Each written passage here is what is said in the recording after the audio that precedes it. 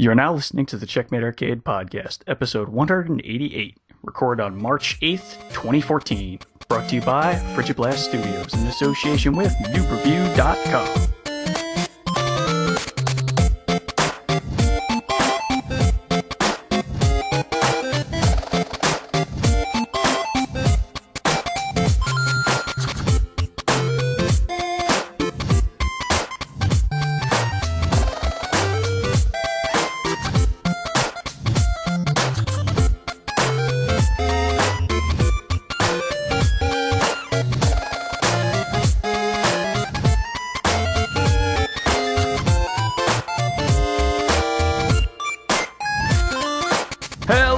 Welcome to the Checkmate Arcade Podcast, your home for quarter-munching fun.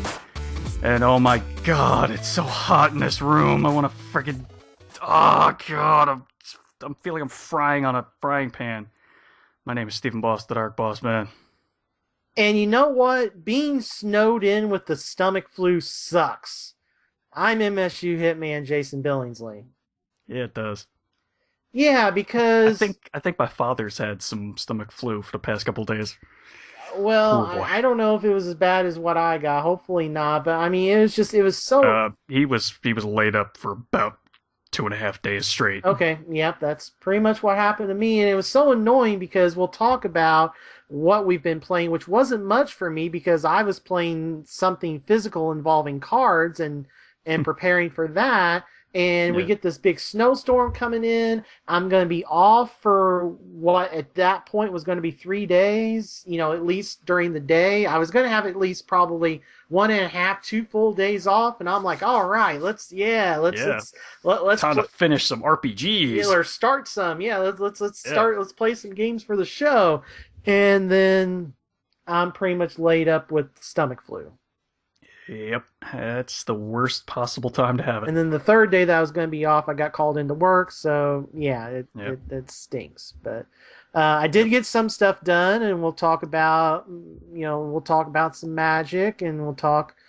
Steven's becoming, am I going to call you two best friends, or now? I wouldn't say that. Because I haven't had anyone else talking when I've done my videos, but now I'm all this highfalutin YouTuber. Yeah, I'm a highfalutin YouTuber now, who posts videos almost every single day, if I can. Yeah, I watched your Lightning Returns and Castlevania, which you can tell on the YouTube it's comments. Quite a few little previews of what I'm going to talk about. And then I got through I was in the first episode of Dark Souls, and then work and sick and everything, and I've fallen, off from seeing the others, but yeah, no, that's all right. Some of them are long. I understand. Yeah.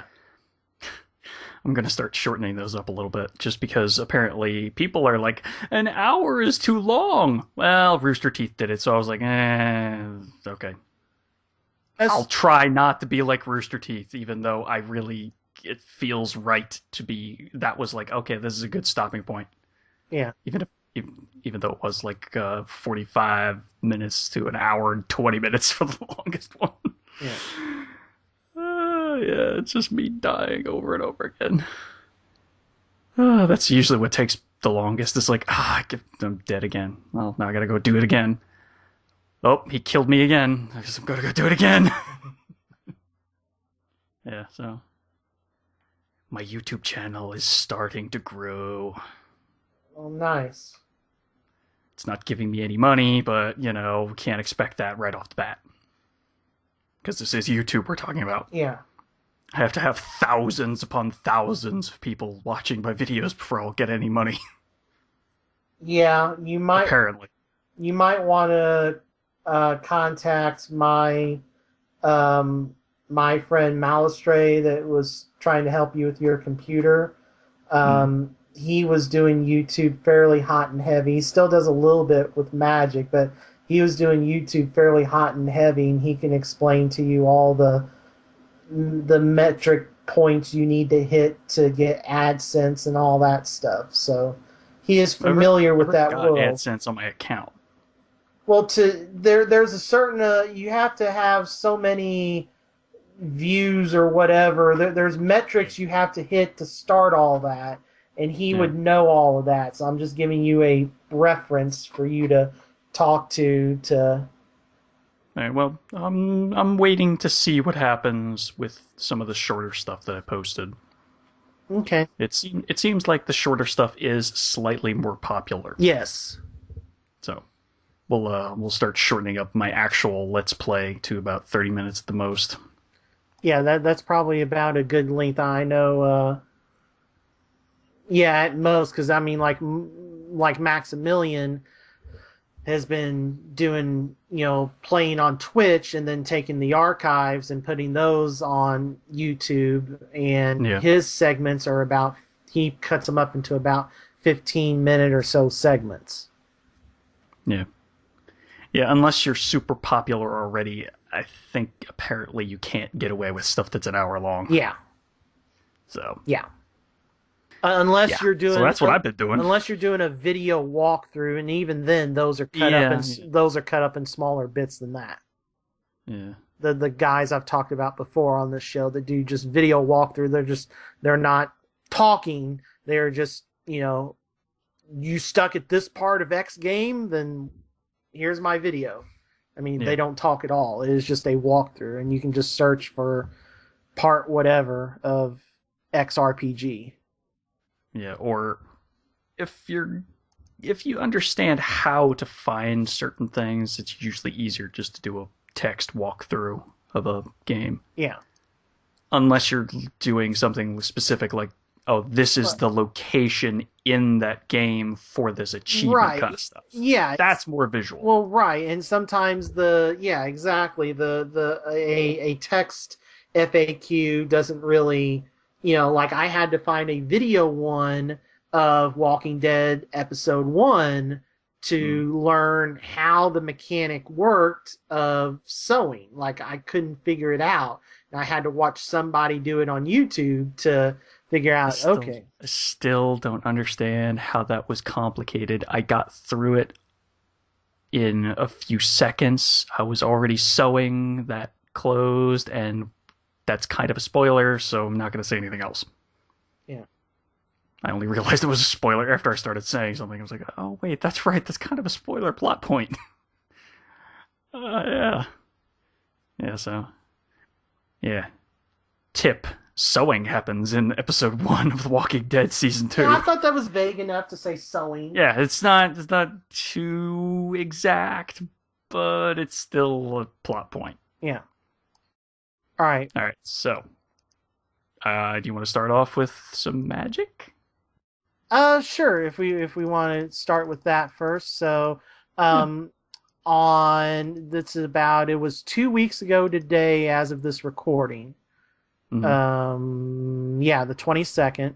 So right after the week after we recorded the last episode, I was training for the Star City Game Standard Open for Magic the Gathering. Now, this was the tournament I went to last June and struggled my way through and found the deck that I played for the next July, August, 3 months and did really well with, which was Naya Blitz. Okay. So I went there playing a deck that had debuted the week before at Star City Nashville by one of Star City Pros. It was a Boros Burn deck. It was a red-white burn deck.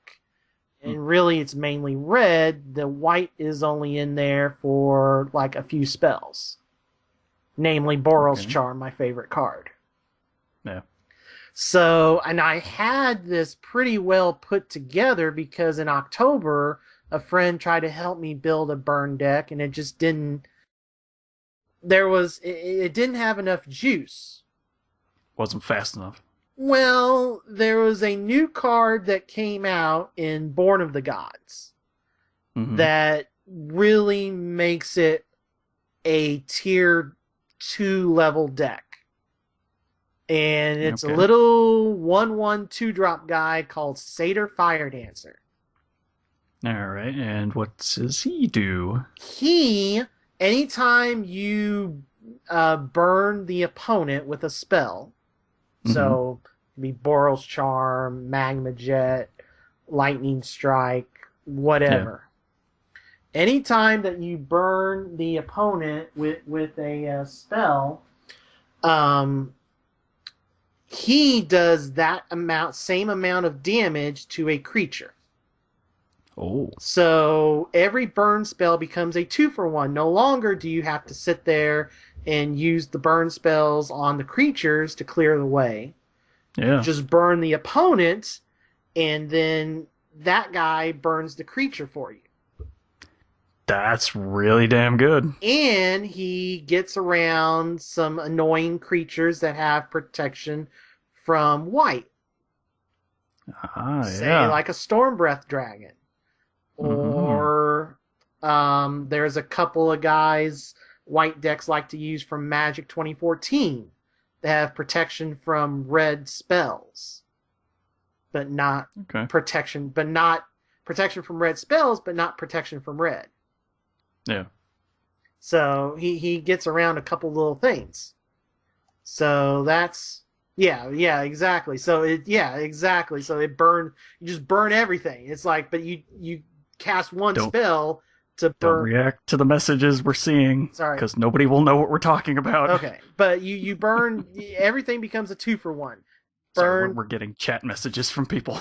Yeah, so you burn the opponent and at the same time burn the creature, so everything becomes a 2-for-1. So that immediately made the deck from a clunky mess to, I mean, it's a tier 2 level deck. So had I known that my friend Malastray would have just let me have red-green monsters, which he never really didn't tell me before the tournament, I would have just went, and he has a pre-constructed red-green monsters just ready to go. Which that's one of the best decks in the format. It's pretty much the dominant deck in the format. You can do it a couple of different ways, but it's basically the best deck in the format, as you will see if you... Steven has put a link in the show notes of the top 8 decks from Star City, St. Louis. You can also look at the top decks from Star City, Atlanta, which was the following weekend. You're going to see a lot of red-green monsters. It may be called Jun Monsters, because a guy that's been running the Star City circuit pretty well has thrown black in for more removal. So you may see it called Jun Monsters, but it's red-green monsters. Some may use black. But anyway, so I didn't know that, so I went to the bigger store that I play at to get practice, because I played the deck on this kind of illegal program called Cockatrice. You might want to look into this, Steven, because... Kind of illegal? Well, it's not like... you're not going to get arrested for it. It's just that it's a program you download, and it lets you play Magic the Gathering for free. And you have access to every card ever printed. You have to... It's basically OCTGN, that type of thing. Okay. Why is it kind of illegal? Well, because Wizards shut them down once, because Wizards wants you to go to Magic Online, the official thing. Right. Okay. But that costs tickets and some money. And money. Yeah. Yeah. This does not. So when we get done with the show, I will give you what you need to get Cockatrice going. And that way... It's a secret. Shh. And we will speak no further of this. Right, but that's how I was training. And but I wanted some physical training as well, because it does make a difference. Yeah, it does make a difference. So I went to the bigger place where I sometimes play Magic, and I went there, and I did okay with the deck. I made a really bad misplay one game that cost me a match, but I was like, well, I'm not feeling super confident about this, but it's too late now because this is all I have built, and I don't have the money to build red-green monsters from scratch. Again, had I known that Malastry would have just handed me that deck, I would have gladly taken it. But oh, jeez. Anyway, so I go to Star City, and first off, like I was running a little bit late. Like I wanted to get there early, do some trading, but I had to go to the Orcs, drop off something at the Orc store in a couple of towns over from where the tournament was held.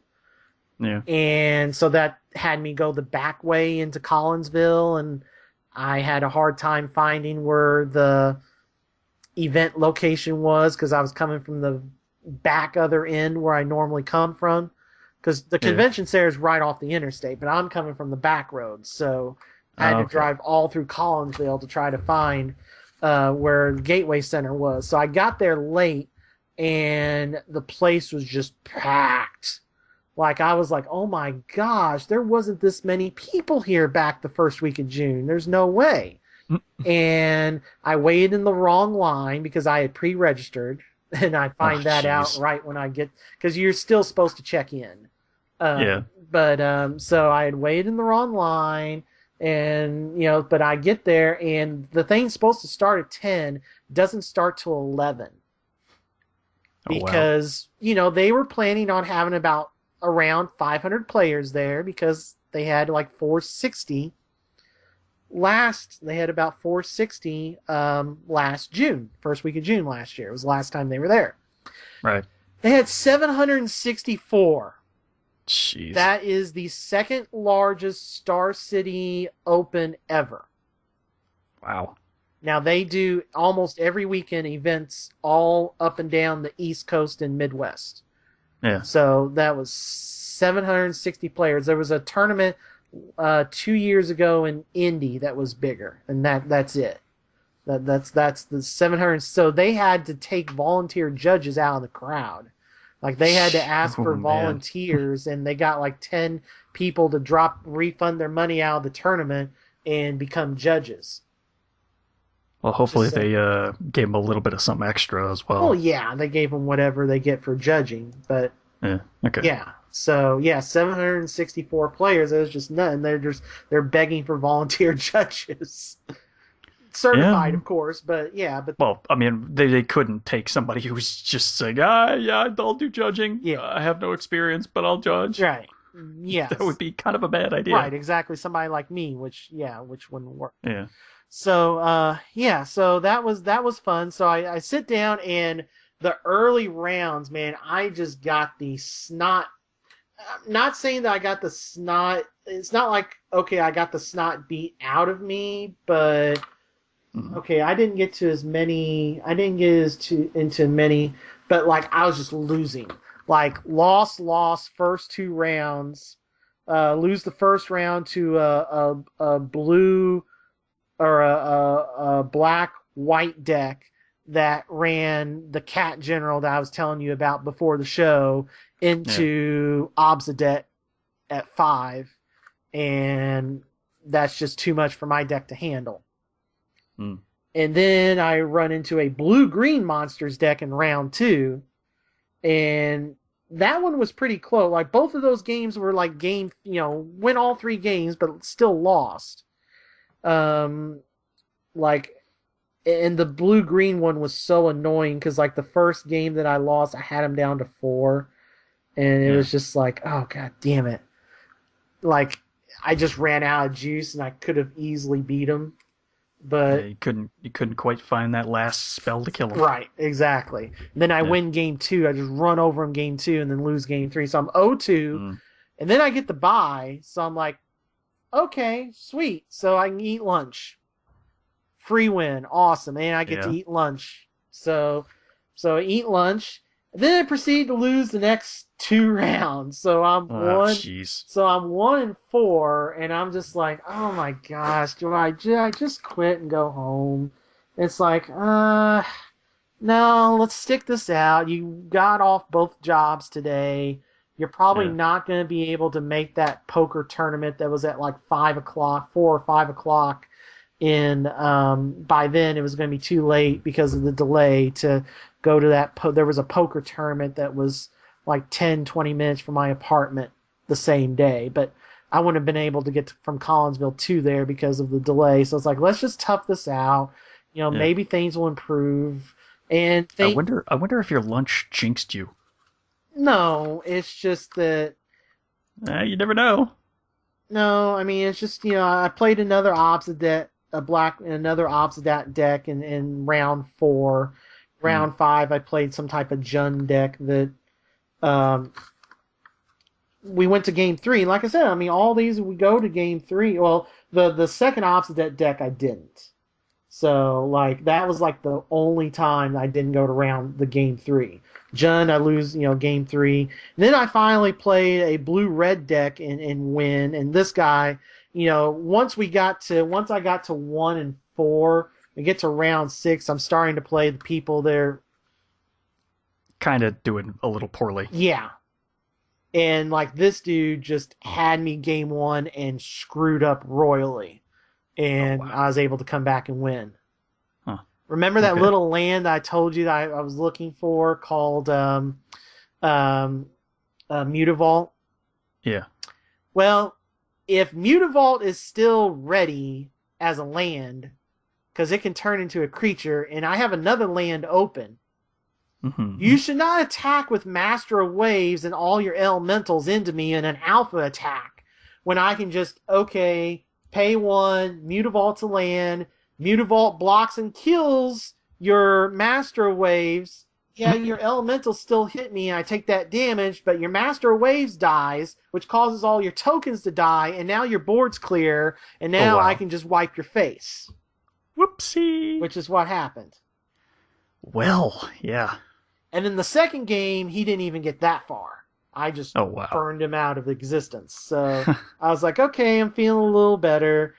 Then I lose the next round to a Blood Baron Elspeth deck, and then game 3 in the pivotal game 3, he slaughtered games, which basically he gets to name a card and remove all copies of it from my hand, grave, and deck. There was a card in the Versus that did that, wasn't there?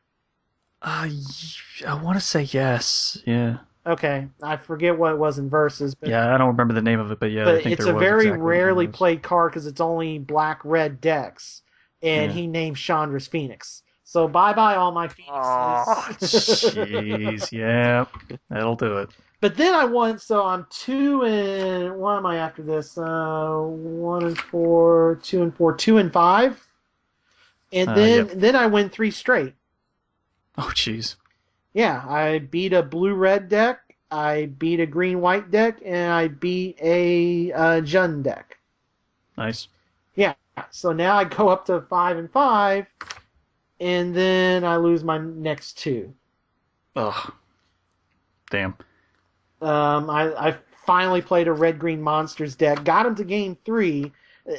Green-red monsters for me is like a 40, is like a third, depending on the level of the player, it's anywhere from a 30-70 to 40-60 matchup.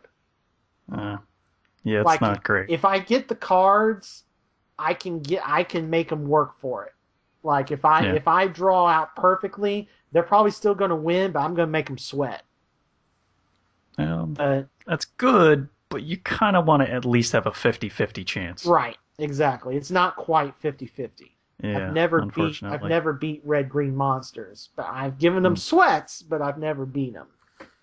I get to Wait, you gave them sweatpants? What?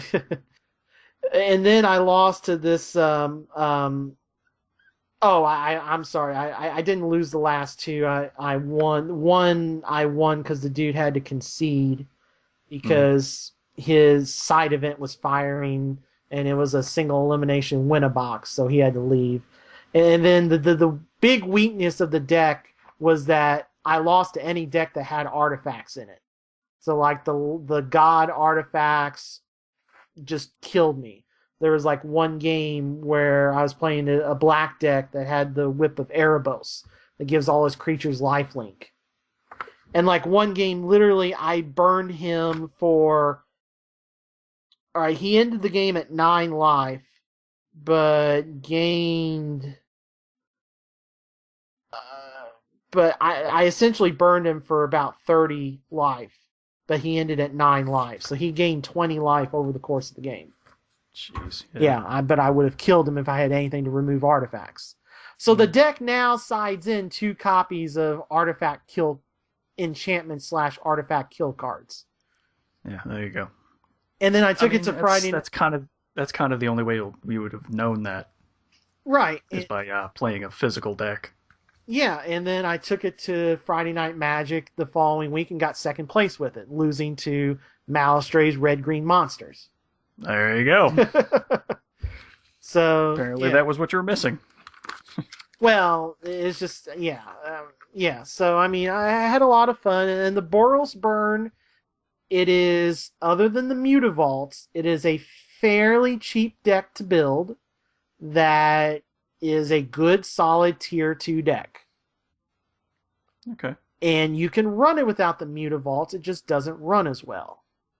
Because Mutavault is an extra creature. Yeah. You know, that's an extra 2 points of damage on the turns where they're tapped out and you've wiped out their board. Yeah. Or if somebody's stupid enough to attack with Master of Waves when you have Mutavault and another land up. Yeah.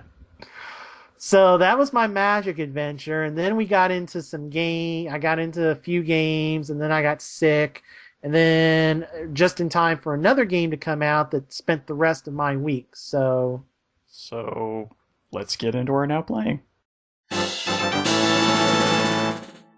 All right. So, what video games have you been playing? All right. So Video games. So God damn, I hated that intro so much. They never stopped using it. all right. So pre sickness.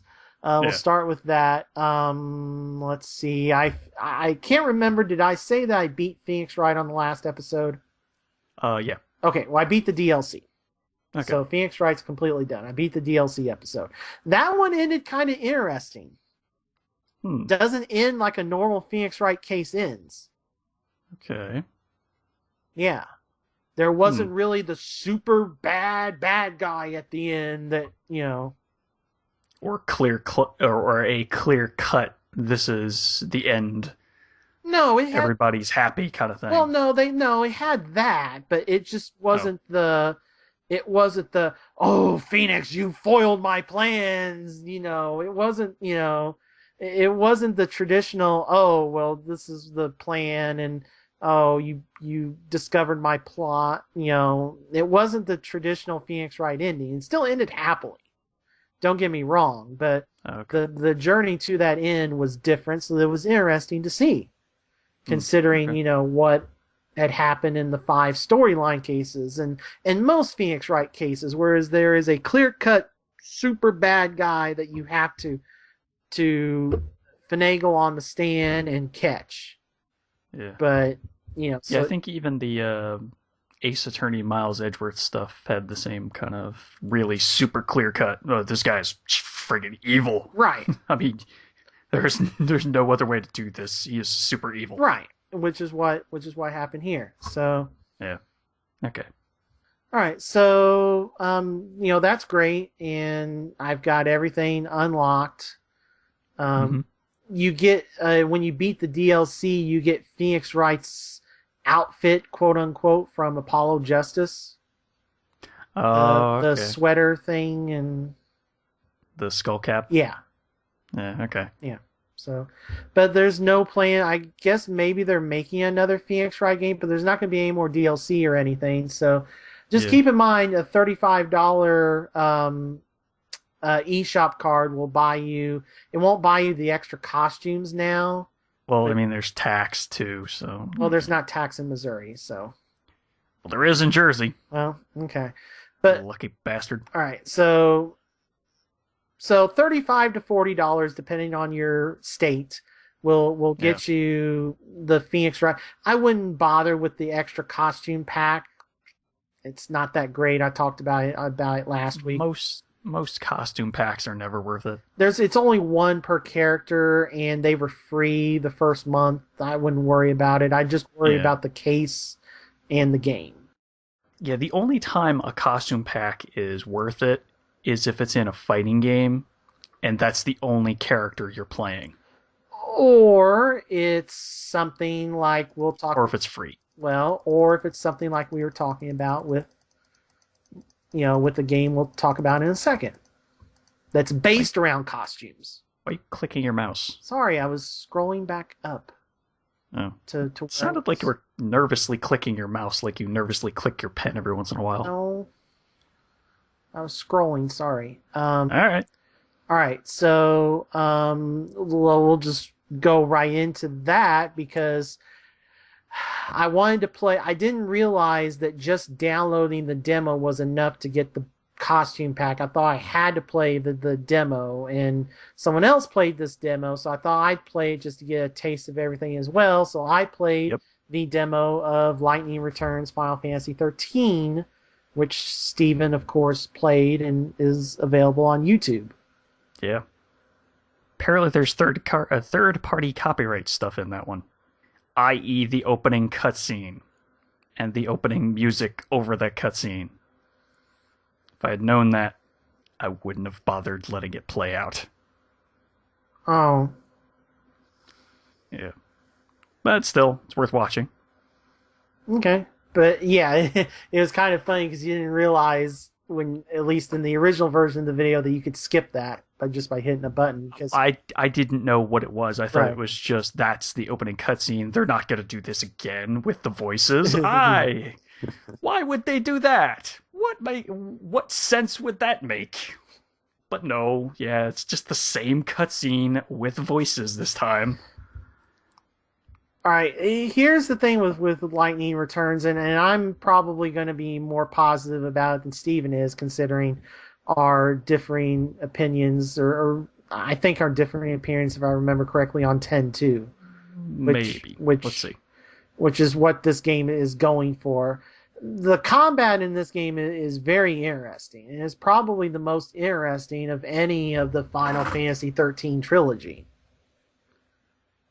I got bored with it so fast. Okay. It was just mash the button, mash the button, mash the button. Oh, here's the big Blizzaga attack. Okay, well, I gotta wait for this animation to play out, then I can hit it again. Oh, now I got no points. Time to switch costumes. Shing! Costume change. And then off to the next one. It's like, It reminded me way too much of Final Fantasy X-2. Okay, And the only reason I ever stopped playing Final Fantasy X-2 was because I had zero clue where to go. And just said, screw it, I'm done with this game. I wasn't really enjoying it anyway. So, yeah. Okay. But I didn't get around. I have the guide and the game, but I just haven't started because I got a bunch of extra costumes to start with. So I just haven't played the full game yet, and I don't know when I'm going to get around to it because we're picking up on releases here. But I enjoyed the demo. I would not buy it for full price. 13.2 drop price quick enough that, and unless you want to, which Square Enix sold out of it, I think, anyway. Maybe they still have some on 360, but the collector's edition is exclusive to the Square Enix store. So and the only other thing, most Targets are sold out of the Steelbook version, unless you find, you might find a spare one here and there, but just wait for it to go on sale. GameStop's already dropped the price of it by $10. So yeah, it's already started dropping. So just wait. You could probably get it for $30 here in a month or two. So I think it's worth. If you liked anything with the 13 series at all, I think it's worth picking up. Now the story, oh my gosh, that story is so ridiculous. Well, guess what? God has chosen Lightning as his envoy and Valkyrie, basically. Yeah, because after because after the events of 13.2, basically death is gone and nobody ages anymore, and so everybody stays in the same body, and Snow is like the last fal'Cie. That's why he has the powers he does, and Valkyrie Lightning was in a coma. And for like 1,000 years or something, or 500 years or something. The god that she serves is just like, you know what, F this, I'm hitting the reset button, go save whoever you can, and we'll bring them into the new world because the forces of chaos are getting ready to blow up the world because they're left unchecked because there's no death anymore. You can still there's no aging anymore. You can still die, but to monsters, but you can't die. You can't there's no cancer. There's nothing like that. You can still die from somebody killing you, but you can't die from age or cancer or any natural causes, shall we say. There's no natural death. The natural food chain is still there, but not the aging. Right. Like health. Or heart attacks or stuff like that. That type any kind of health issue, A monster could still bite you in half and eat you. Or somebody could still stab or shoot you and kill you. But, Oh, God, yeah. Yeah.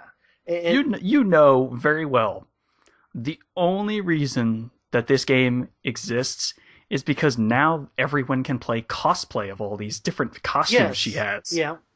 That's the only reason this game exists. And the director has a hard-on for lightning. Yes. Yep. Yeah. There you go. Yeah. Also, apparently, there's some kind of life tree and shit. And I don't know. Yeah. I mean, it's fine. If you enjoyed 13.2 at all, I would suggest looking at this. If you download the demo, I don't know on Xbox if you have to play it to get the costume, but on PS3, you just have to download it, and then the free costume is part of it. Maybe that's ended, I don't know. But you got a free costume for downloading at least the demo. On 360, you might have to play it, I'm not sure. On PS3, it was downloaded at the same time. So it might just check your hard drive to see if it's there. I guess. I don't know how that works. So just keep that in mind. But keep this game in mind if you liked it's not worth buying for full price. That's crazy people like me that wanted the Steelbook, but it's not worth it. Just wait. It's already dropped $10 and it's been out 3 weeks. So yeah.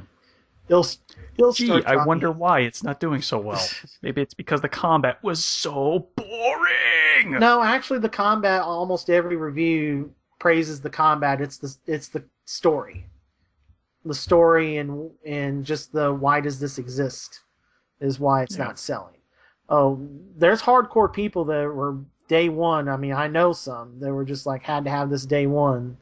I just love anything Final Fantasy, and I liked it fine. I would not have bought this day one without the Steelbook at Target. So good on you, Square Enix. The fact that there are that many people who still just love Final Fantasy baffles me.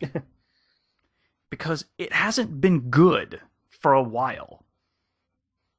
They haven't done anything worthwhile in quite a few games. They tried something with 13.2, which was okay, and Lightning Returns is okay. 13 is horrible. It's paced absolutely terribly. 12, the story is great, but everything else is crap. Yeah. I'm sorry, it is. The controls, the combat system, that's all crap to me. I never played it, so I can't say one way or the other. Well, that was the first game with the Steelbook in North America, was Final Fantasy 12. The collector's edition was exclusive to GameStop, and that was our first Steelbook. Yeah. All right. Now that Steelbook sullies my bookcase. All right, so I moved on to... I don't like Steelbooks because now I have this Steelbook, but then I have all these other plastic cases next to it. Oh, it's what the hell? No. Just go get me the damn the regular plastic case. That's all I want. No. That's all I ever want is plastic. No. Yes, plastic forever. Steelbook forever. Whatever. All right, so speaking of Steelbook, the next game that you should probably wait on a discount for that I actually like and will defend somewhat, not fully, but somewhat, is Thief. I got it on PS4. Another Square Enix Target exclusive Steelbook.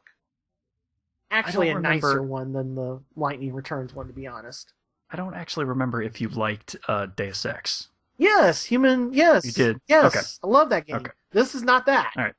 Yeah, no, definitely No, not, because Deus Ex was like leaps and bounds I've better than not this. talked about it, but remember with Christmas gift card, I bought the director's cut on Uh, 360 of Deus Ex. be warned. When you actually go to play the director's cut, the DLC will just be inserted directly into the story, That's fine. and it will make no sense why it was just randomly inserted, Well, and that all your praxis points are just gone yeah, when you wake up on that boat. Oh, well, right. Okay. Well, okay, that's fine, but However, once you get off that DLC section, they will automatically just refund all your points that you had before you got into that section. Okay, that's fine. Just, well, you got beat up and captured. It kind of makes somewhat of sense. I'm just saying. Right. If you didn't know that going into it, though, that, oh, this is just the DLC section, and it's okay, I'll just get all my stuff back once I'm past this point. Right. You might be wondering, well, where's all my other points that I spent and now don't have suddenly magically? Here's the other problem. If you're going to get Deus Ex, start with the director's cut, because if you started with the regular edition, the saves aren't compatible. Right. Well, because of the fact that they probably put the... It's probably because of the fact that they put the DLC straight into the main game. Yes. Correct. Yeah. All right. So, Thief. All right, so Thief. Now, so here's the thing. And I don't remember, it's been a while. I got Dishonored as part of GameStop's Buy Two Get One on Black Friday 2012. Played it and returned it the very next day. It was a used copy because I just hated that. We talked about it on the show that, yeah, the stealth was okay, but the problem was that I had a lot of problems with the, like, trying to take people out, like, you know, the animation for knocking somebody out from behind didn't really work very well between the choking out or killing or stabbing them. Like, you try to choke them out and sometimes it didn't quite work right. And remember, I did that very first side quest where you're supposed to go beat up the people at this brewery or whatever, and the distillery, the distillery, and like I just was dying like 20 times in a row. The level design, that was a rough section. It really was. And then I was just like, but once you got past that, it wasn't quite that difficult for a while. Okay, well, I played the tutorial in the first 2 chapters of Thief. And other than one tiny part that was a little rough in the tutorial, I went through the first 2 chapters and really enjoyed it. I was able to look around, and I was able to navigate the levels, and the absence of all the magic stuff to me made the game easier to comprehend, and I actually enjoyed it. Now, is it worth $60? Well, not with all those bugs, no. Well, I never ran into all these bugs that people were talking about. I'm just repeating what I've heard. I know, that's what I'm saying. Like, I've not run. It's kind of like the Kotaku guy with South Park. Like the guy that reviewed South Park for Kotaku just ravaged it as, oh, it's another Obsidian game. It's full of bugs. And I've not had any of the stuttering or bugs or anything that he's had. And, I'm playing it on 360 off the disc, not installed with the day one patch. And, I'm playing the PS4 version of Thief, which apparently, I guess, is probably the best one. And I've not had any issues. And it's an okay game. It's like a 7 out of 10 game. It's okay. I enjoyed what I played of it. I played 2 chapters and I had fun with it. Now, is this like this is definitely showing it's a cross-gen game more so than Assassin's Creed did, and you can tell this game had troubled development. I mean, that's. Oh yeah. I mean, well, the stories are out there. It really shows with the PS4 controls. Yeah, that was real. That was the biggest knock I had, but all I did was turn off the touchpad. Oh, you can actually just set it so that it's a radial menu. Yes. Okay. Yeah. Yeah, That's weird that they would even have that on by default. Well, they're trying to utilize, But then PS4. but they would have to make it work. Right, and they didn't. So, Yeah. okay, so that's a big knock there, but you can turn it Yeah. off. Okay. Just like, we'll touch in a second about Yeah. Castlevania, which something with that just blew my mind when I learned that. Weird. Yeah. But I didn't even know that. I didn't know that either. yeah. So, yeah, so I mean, I'm enjoying my time with it. It is not this piece of crap that I've heard people, say. I've heard people trading it in. Oh, this is so terrible, and it's not. It's a stealth game. You're not supposed to get with a into terrible story. I don't even know that they don't expose. Like, you have the tutorial thing and when you get far enough into the game, you will understand what I'm talking about. Okay, yeah, and I'm not far enough in. They're kind of, the story is kind of vague. I know a lot more. I know a lot more than what I think you do at this point. Yeah, and I've only played the first 2 chapters, so I don't know. They've kind of left the story pretty vague, but I can see why people, because there's this plague going on that's killing people, and I mean, there's a lot of Dishonored in there. Don't worry. You'll find out where that plague came from. Okay, so... And it's not what you think. Alright, so, yeah, so I've not gotten, I've played the first 2 chapters, so I'm enjoying it. It is not Deus Ex. It is not, like, oh my gosh, this is one of the best games of the year. It is another okay game. It's okay. Redbox it, Gamefly it, Family Video it, if you're in the Midwest. Definitely wait for it. Yeah, you can wait. You do not need to be paying full price for that. If you hated Dishonored like I did, give this a try. If you like Dishonored, give this a try. Just it's not a top tier. It's not the best game in the world. It's okay.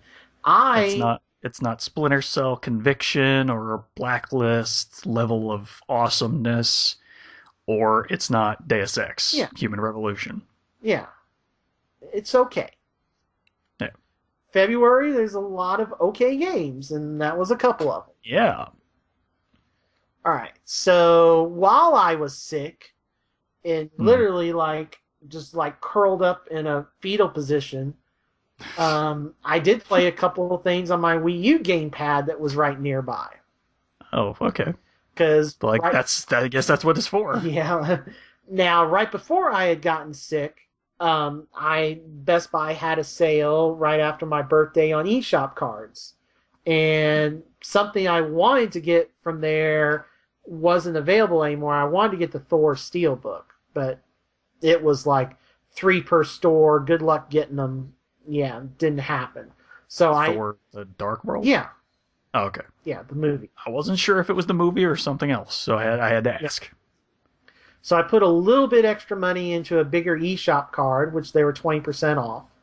So instead of buying a $35 one, I bought a $50 one. Oh, there you go. And, well, first off, I played some more Earthbound, and I'm in Tucson.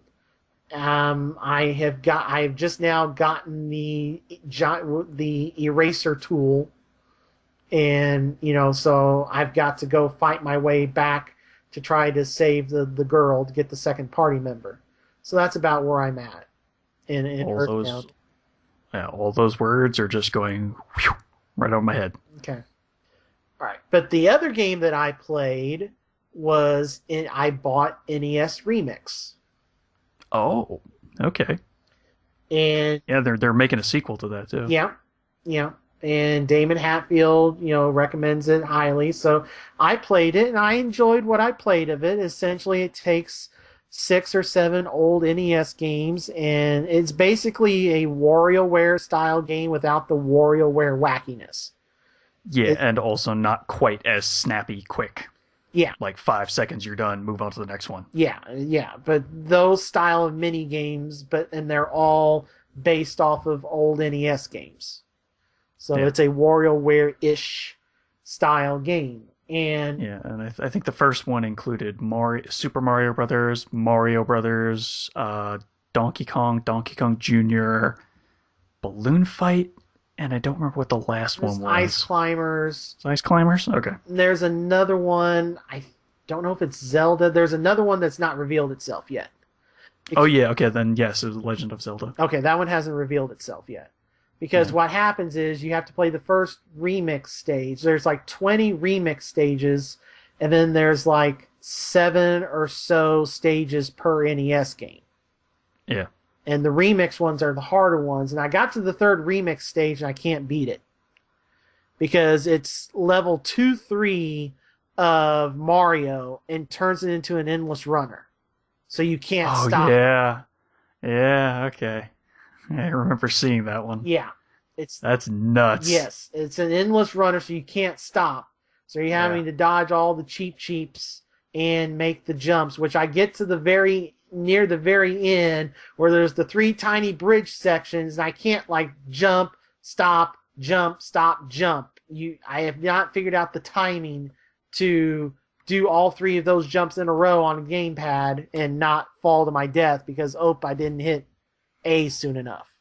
Yeah. So I was sick and I was like, okay, that's enough. I've played. Yeah, maybe that's not the best one to be playing when you're sick. Yeah. But I had fun with what I did, and it's it's a nice downloadable game for $15 that's great. Exposes people to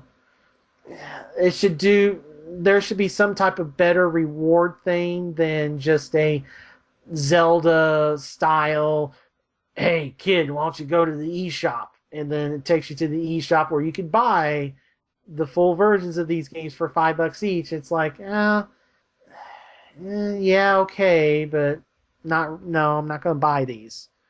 But you're better off getting like a compilation of everything.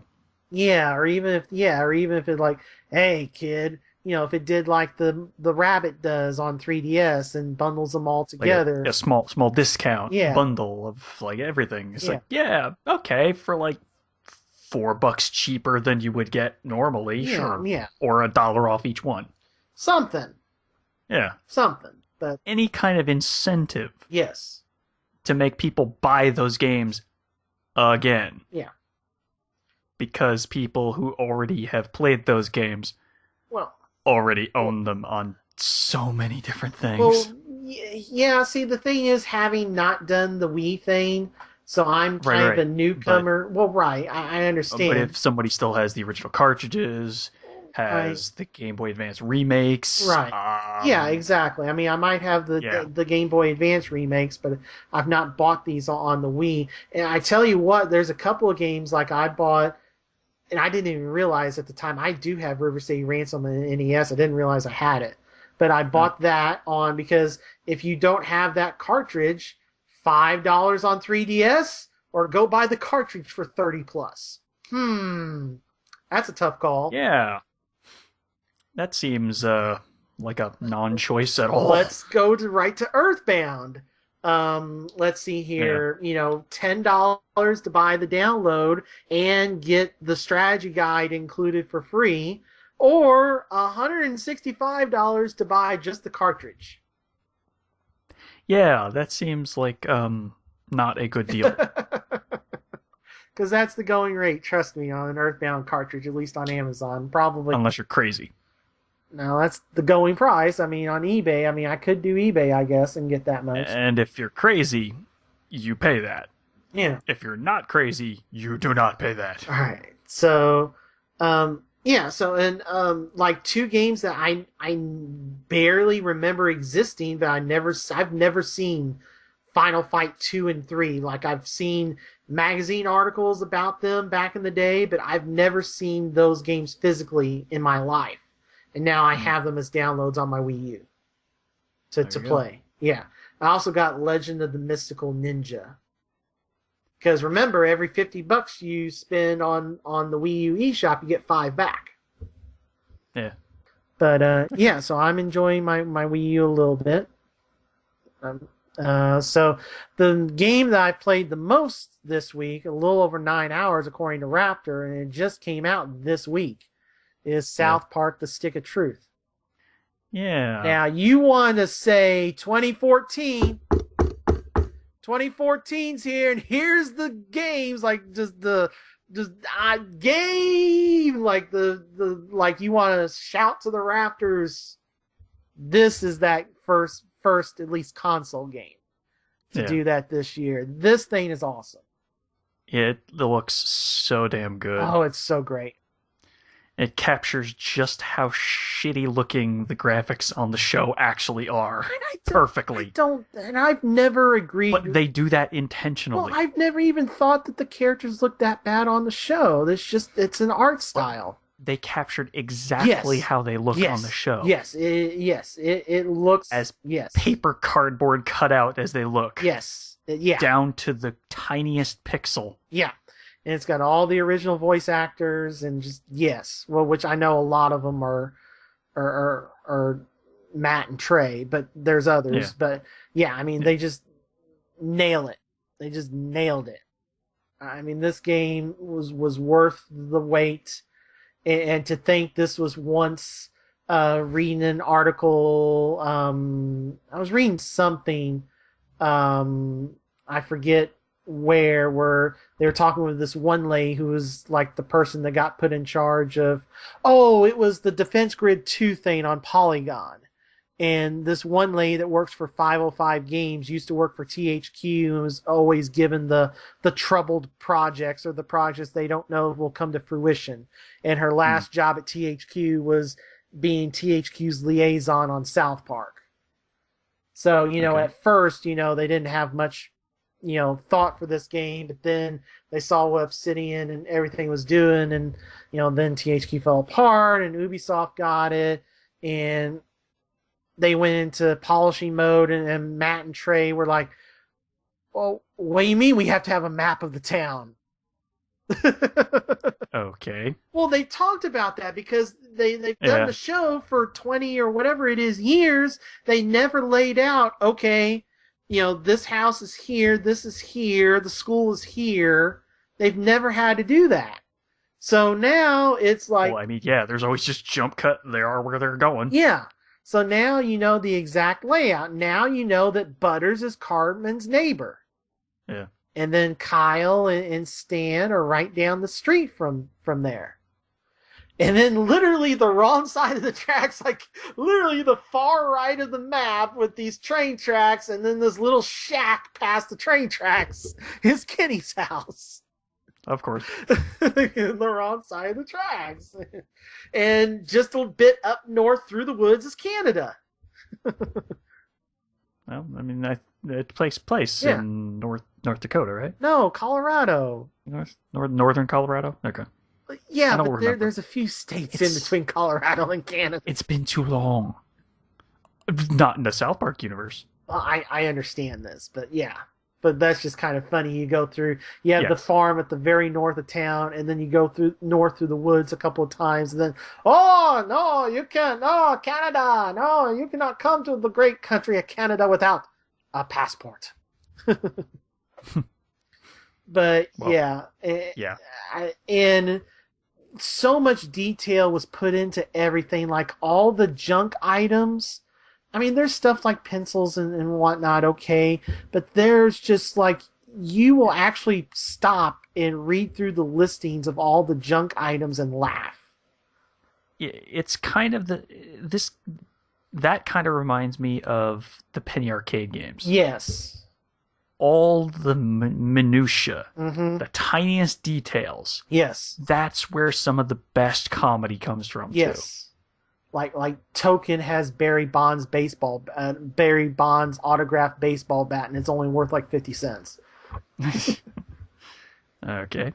I mean, stuff like that, like, callbacks to old episodes, and then like if you get to the kids' closets, they have props from all the old episodes, like Awesemo and all this type of stuff.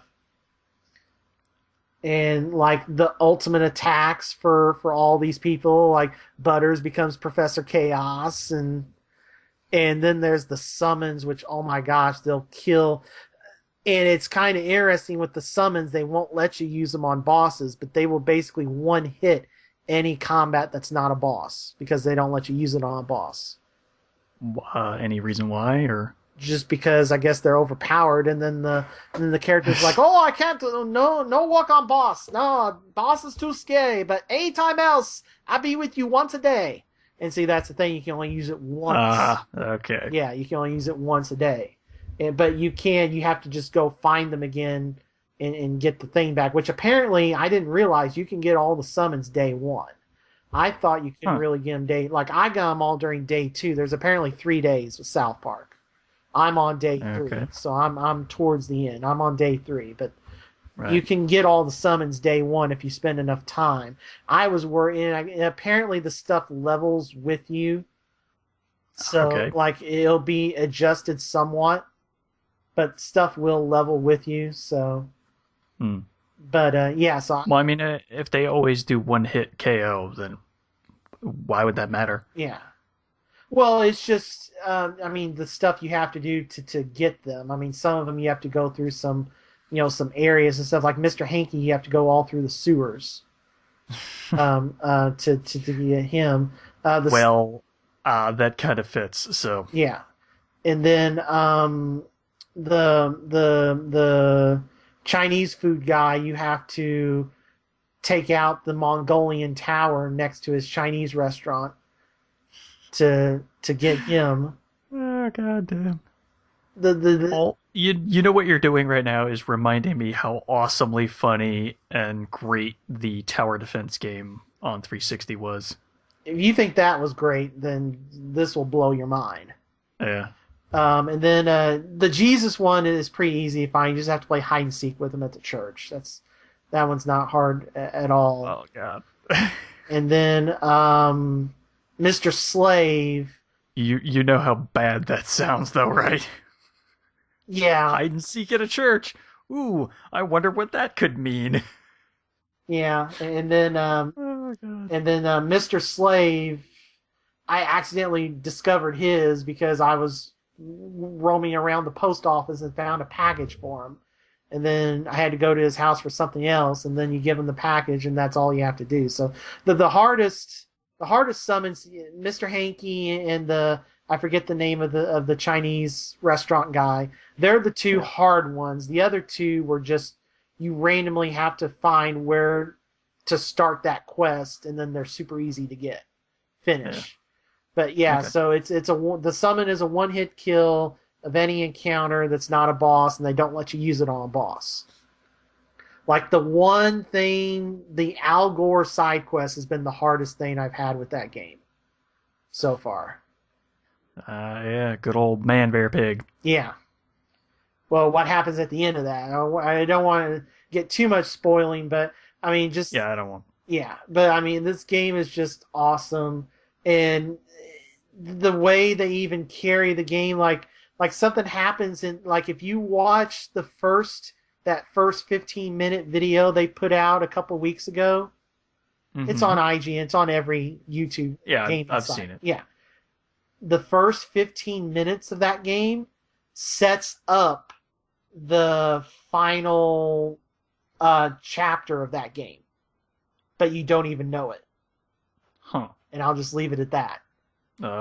Wait, no, I think I know what you're talking about. All right, good to know. I mean, it's just awesome. I mean, the way the story plays out, and these, this kids game of paper Dungeons and Dragons,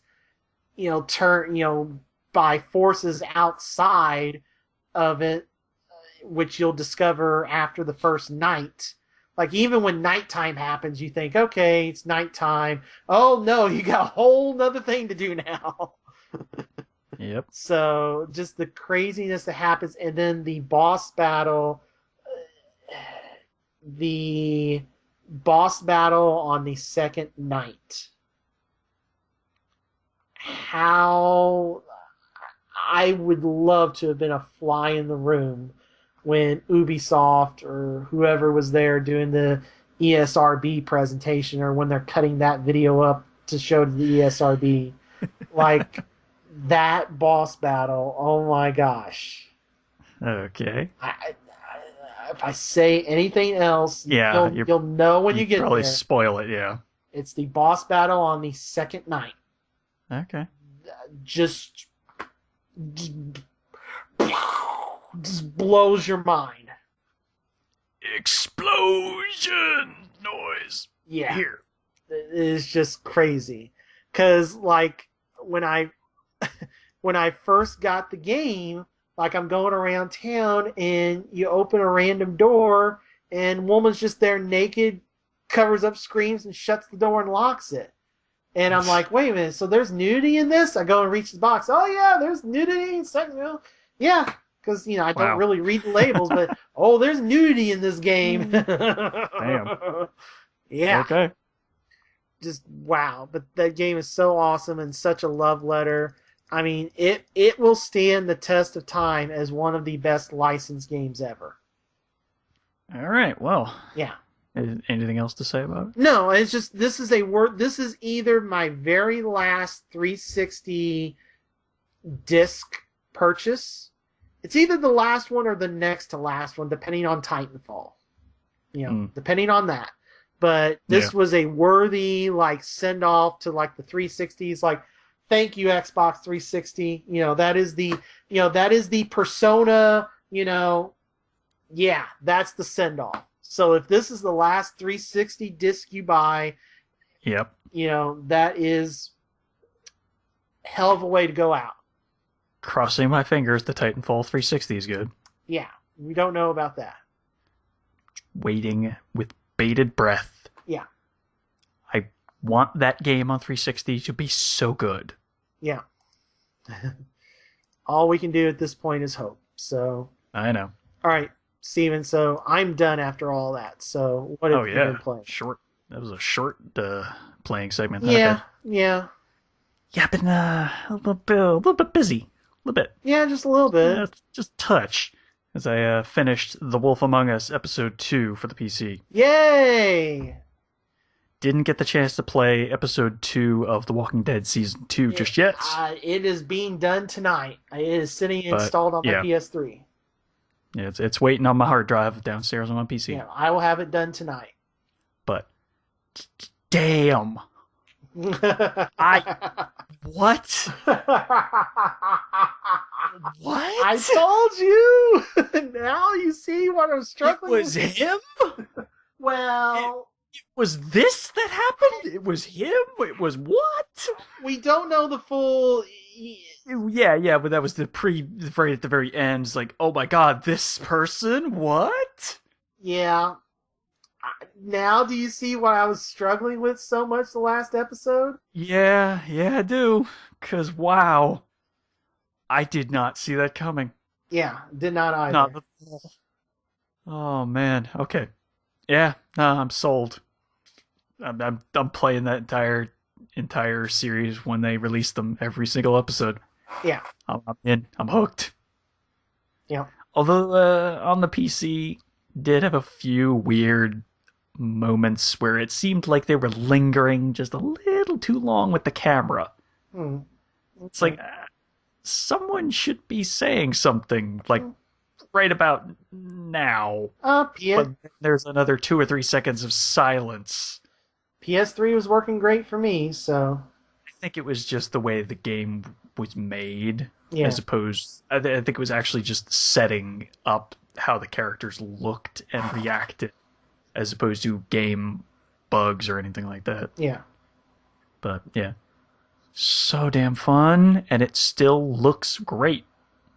Yeah. It still looks great on PC. Alright, and that was the only thing I did for PC. Let's go into my 3DS for the only other repeat there. Played some more Pokemon Y. Yep. Finally beat the 8th gym leader. Nice. I'm on my way to the Elite Four. And that's it. That's all I got. That's all I kind of did in that game. Okay. Let's see. Some of the other repeats. We'll do 360 repeats first. Played a ton more Call of Duty Ghosts. Okay. I don't know why. I got sucked back in so deep into that rabbit hole. I've already prestiged again. Oh dear. I'm like 8 levels away from prestiging again. A second time since we last talked. So I've almost prestiged twice. I don't know why. I have no idea. I don't know. I really don't. I have no idea. Okay. But there are some things that happened. Apparently the game got updated a few days ago. Changed quite a bit of stuff in the menus. Yeah, that's what I've been hearing. Yeah. Alright, so I believe last episode I talked about the extra class slots that they added in one of the updates. Mm-hmm. So this latest update, not only did they add extra character skins that you could buy from the Modern Warfare series, but they also added in some little extra tweaks to the menu. Mm-hmm. The challenges that were on a daily loop, or not on a 2-week loop, of once 2 weeks was up, the challenges would then rotate to whatever the next set was. Well, they just went, screw it. Or just unlock everything right away. So now all the challenges are unlocked from the beginning. So that makes leveling up a lot faster. I mean, a lot faster. As you can tell from the fact that I've already almost prestiged a second time. So, yeah. I don't know what they were thinking. I don't know why they had to... See, the thing is, this isn't the first update for the challenges that they've done. Because on day 1 of the game releasing, the challenges were borked to the fact that they were broken completely, and you couldn't get past level 1 of any of the challenges. So then, once they fixed that a few days after the game released, then we got now it's on a 2-week timer, but you can hit a button, spend a squad point, which you only get from doing various things in the game, to rotate those challenges out and set up a bunch of new ones. And then the latest update now, they just went, maybe we were wrong. Maybe this 2-week timer thing, we screwed up. Let's, fix that and make it all, let's make it so that it functions the way we thought it should have functioned in the first place, kind of thing. So, yeah. It's weird. I don't know why they decided that the 2-week timer thing was the way they wanted to go at first. That was a stupid idea. It really was. Now they fixed it, which is good. So, yeah. And then they started putting in new weapon camos for that as well. Which, I mean, yeah, it's weapon camos. You don't need them ever. So, pointless. Then they actually went back and added camos to Black Ops 2, which they've never, ever done. Which means they're desperate for some money. I mean, really desperate. To go back to Black Ops 2 from last year and add more stuff, they're hurting for money. They're like, we screwed up. We need to make more money. Let's put more skins out for Black Ops 2. Because people still like that game. So, yeah. They started doing that. Let's see. Yeah, that's kind of all there was to say about Black Ops, or Ghosts this time. I'm still going to play it, unfortunately. But I'm just not going to play it as much as like Black Ops 2, Black Ops 1, Modern Warfare 3, Modern Warfare 2, World at War, any of the Call of Duties at all. So, crossing my fingers that Titanfall 360 is good. So that we can replace Ghosts on my permanent multiplayer roster. Alright, then the other game that I was playing a bunch of with Scott in the meantime, while my character, Krieg, was leveling up. I forgot his name for some reason. I don't know why. Yeah, I was trying to level up Krieg, my Psycho, to level what was it, 61? I want to say was the first level cap, which they bumped up to 72. Yeah. So I'm trying to get him up to level 61 to hit the first level cap, and then up to level 72 to hit the final skill point level cap.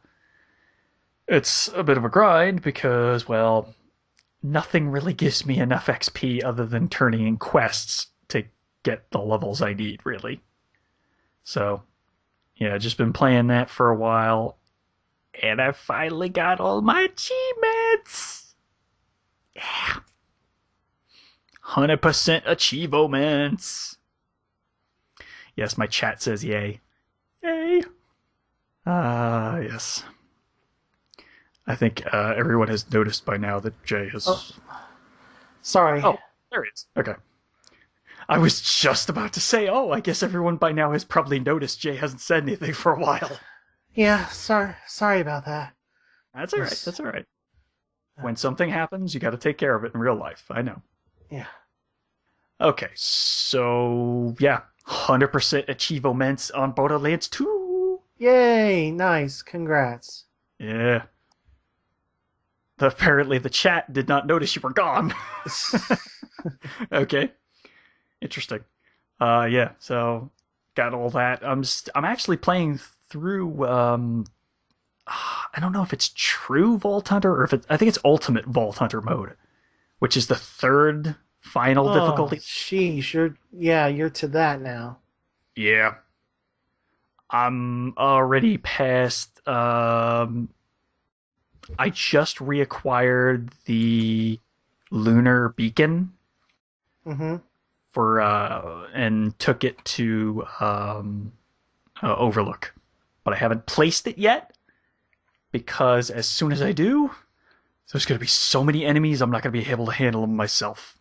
So I'm waiting for either Scott or you to get to a point where you're at close enough level to my level 58 Psycho that we can all go in and just smack them apart handily. So I need help because otherwise I'm gonna die over and over and over again.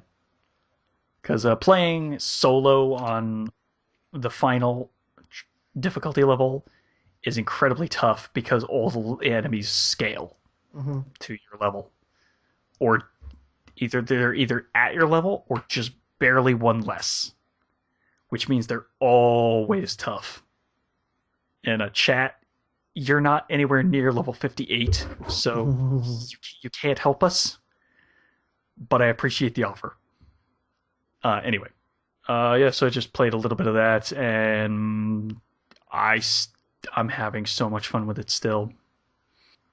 Just having fun burning all the babies! Yeah, as Tina would say. So then I was playing a little bit more Peggle for Xbox Live Arcade. And that game. Those challenges.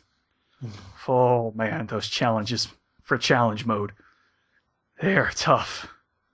They're ridiculously tough. But I beat all the challenges for the original game. Oh wow, nice. All, I think, like 40 or 50 challenges or whatever it was. Something like that. It might be a little less, but I don't remember because I didn't count them all. But I beat 10 random levels without losing on one of them. I scored 750,000 points on one level. And did a whole bunch of other stuff that were all challenges. So had a lot of fun with that. I got that achievement for finishing that, and then I got one more achievement for finishing another challenge for the DLC. And I can't do anything else for that game. If I start going into the Peggle Knights challenges, I will start tearing my hair out. Yeah, I mean, you gotta save it for May. Yeah, when Peggle 2 releases. On 360.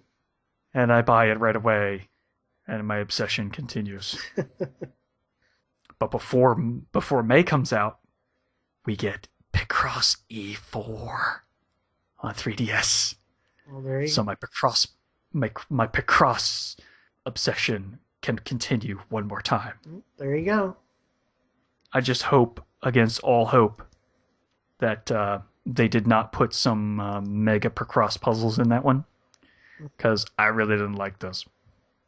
All right, let's see. Any other repeats? Yeah, one more repeat to go, and that was Might and Magic Clash of Heroes for Xbox Live Arcade. Yeah, me and my cousin, we decided, because he was having some Xbox Live account troubles, and let's just play this game because we could both play it, same screen, and it doesn't cut the screen in half or anything. And that game is still so much fun. And on our first game of him playing against me, he beat the snot out of me. He didn't know how to play the game beforehand. I was teaching him how to play the entire time, and he handed me my butt. And I was surprised. Extremely. To which I just decided, I can't help you this next game because I think I'm gonna lose again if I help you. Yeah.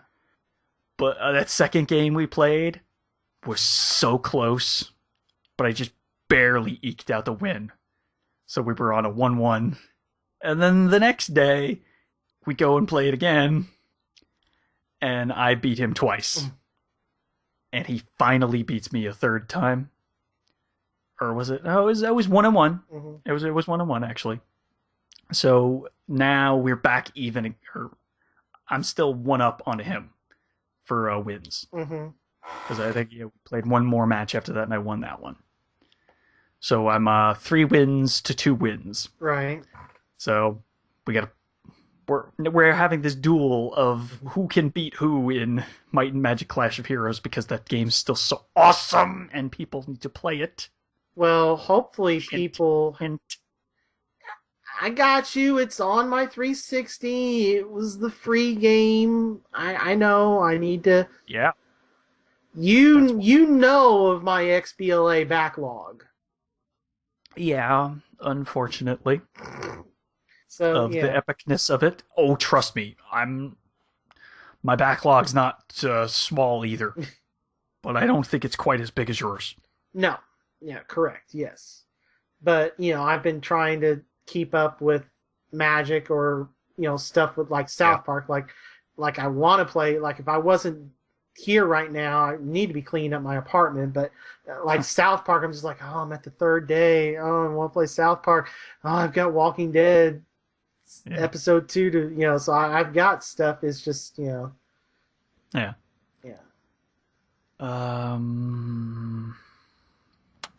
else I want to? I actually started playing through the campaign again to finally get that stupid glitched achievement that I couldn't get the first time around because I played the demo version of the game and then continued from where the demo version left off instead of restarting the game. Right. Okay. Which borked my do everything in the game, all the quests, and then beat the game, and then it didn't give me my 25-point achievement, and I got pissed, and then I sort of stopped playing the game for a while because I was so pissed.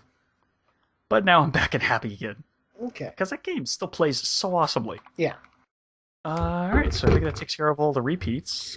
So how about we do the demos first, because those are a little shorter, and then we'll round our way back to the final full 360 game that I was playing. It was brand new. Yeah, so we did Lightning Returns already. Brand new in a sense of it's like 2 years old now. Oh, right. It's been on sale recently. New for me. Yeah, and I bought it as well before the time it went on sale before you bought it, but it's been on sale twice in the last month-ish. Yeah. So, yeah, I've bought and not tried yet, but all right. So one demo, we already talked about Lightning Returns. All right. Unless you had something else to add on that. Not really, no. Okay. That's kind of it. Is that video even still on YouTube?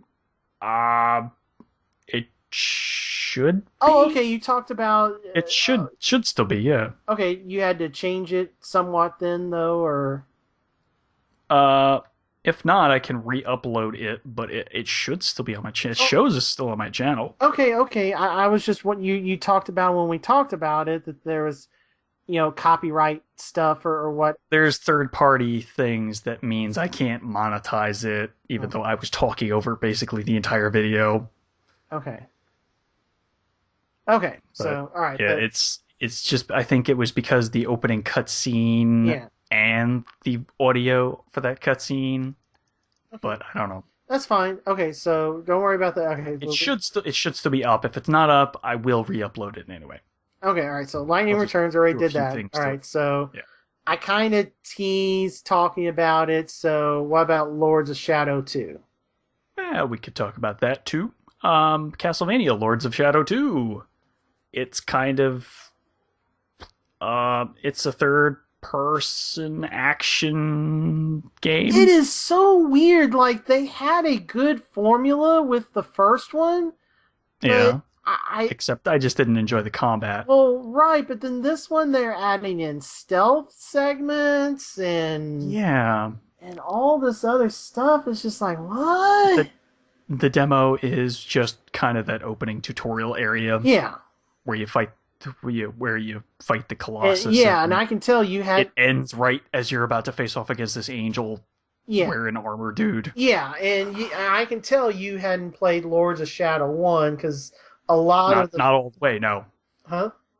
No, I just played the demo on that one, remember? Right, but what I'm saying is, in Lords of Shadow 1, a lot of the bosses were like that, where they had these different climbing segments and stuff, where you'd have to climb up them. That was very similar to how that game went, but if you didn't play it beyond a demo or something, you wouldn't have seen that type of stuff. Yeah. So that's very, very common. So I thought when this game's coming out, hey, more of that, somehow the story's going to flip maybe between, there's going to be some modern stuff in there, and, more character action, God of War stuff, okay, but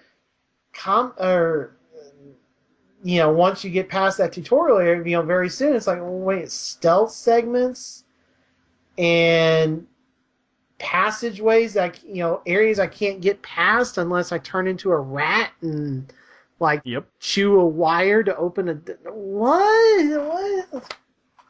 Yeah. The game went some weird ass places.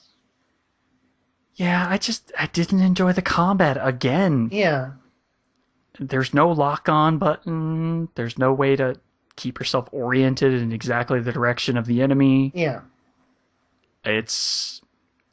The camera is pulled way back. Yeah. Just a little too far, I think, for where I would want it to be. Yeah. It's trying to be God of War, but it's kind of failing at that because of the camera angles. Yeah. And it was just really button mashy for me. Mm-hmm.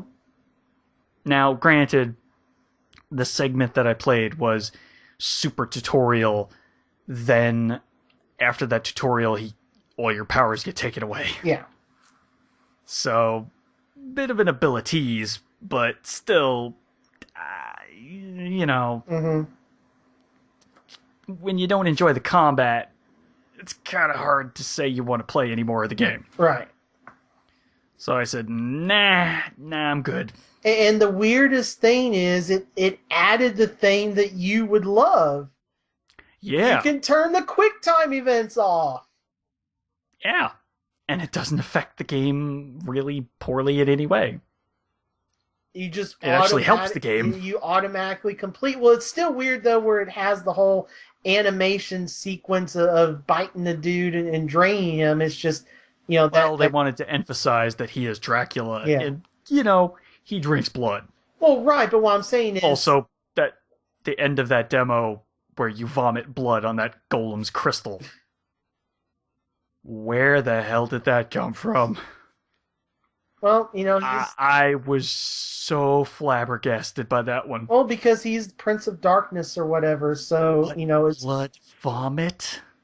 well, there's more blood stuff. The way you get more, the way you get more life in that game is you find these boxes you stick your arm into that get stuck all of these pain boxes that it just, all these spikes come out of and crush into you and then let go. And that's how you get the life gems. And you have to get 5 of those to get more life. Yeah. So, or more chaos magic, more well, void no, magic.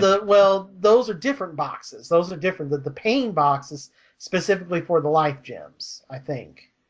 And then there's different types of things for the others.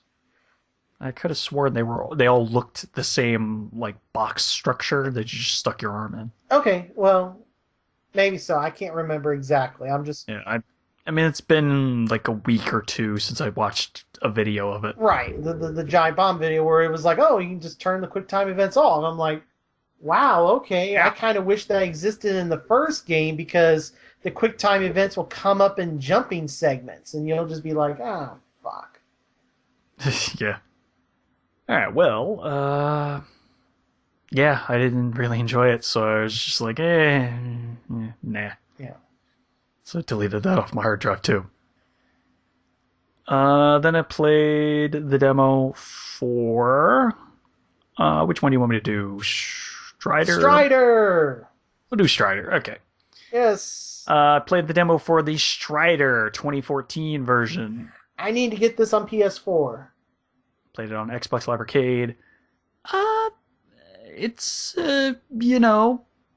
hacky, slashy, run around a mappy kind of game. Well, it's that word that you hate. Oh yeah, it's less of that than you think. Well, no, I've watched the. It's a little bit less of that than you think. It's a little bit Metroid style, but it's less because there's really no RPG elements to it. Right, yeah, there's no RPG elements, but it is that It's style. straight up more Metroid style than anything else. Yeah. But yeah, want to just point out I ripped that quote off from another podcast, so just want to point that out. Yeah. That quote that I just stated, not my own. Yeah. Give props to them. It's a Metroid Strider game. Yeah. Which it really is. But then it takes more of its inspiration from the arcade game, which was nothing like the home NES version of the game. Right. Which was like what this game is supposedly trying to be. Which was more Metroid style-ish. But yeah, I don't know. I really like it. Next time I buy a PSN card, I'm buying it on PS4. I enjoyed it enough that maybe once it went on sale, I'd think about picking it up. Okay. But for full price, I just didn't enjoy it quite that much. Okay. Also, what the hell was up with that boss character you kill at the end of the demo? I don't know. I've not played the demo yet, so. Watch the video. You'll see what I'm talking about. Okay. Because I played a video of that one. Yeah. That was a weird video. You actually get to see me fail twice, which I was like, wait, what? Yeah, when I'm running around in games, I do tend to do stupid things occasionally. Yeah. Okay. All right, then we'll talk about the last of... Well, no, actually, there's 2 more Xbox Live Arcade demos. We'll talk about the first one, which was super, super short, to the tune of less than 10 minutes short. Mm-hmm. Which made me go, wait, what? This is a demo? Yeah, we'll talk about Takedown Red Saber for Xbox Live Arcade. Okay. Yeah, the demo is you get to run through the a shooting range, kind of like Modern Warfare 4. Or Modern Warfare 4. Call of Duty 4, Modern Warfare 1. Mm-hmm. You know how that opens with you on the shooting range? Yeah. Controlling Soap going through the shooting range. Learning how to do everything. Yeah. Imagine if that was all the demo was. Only the demo wasn't even anywhere near as good as that. Because all you're getting is a voiceover telling you, oh, this is what you're doing, but all you're shooting is dummies. And there's no live people anywhere. And the course is so devoid of any kind of enjoyment that it just looks bland as hell. And the shooting is just meh. I mean, you can lean. Mm-hmm. That's new. Although not really, because every other shooter is doing it now. Although the only difference is there's buttons that specifically make you lean on the shoulders. So yay, you can lean. But I finished the demo area in like 5 minutes. Seriously. How is that a demo? They gave me no AI to shoot. No AI missions. No nothing. I don't know how the game reacts. I just know how the controls are for your character. Mm-hmm.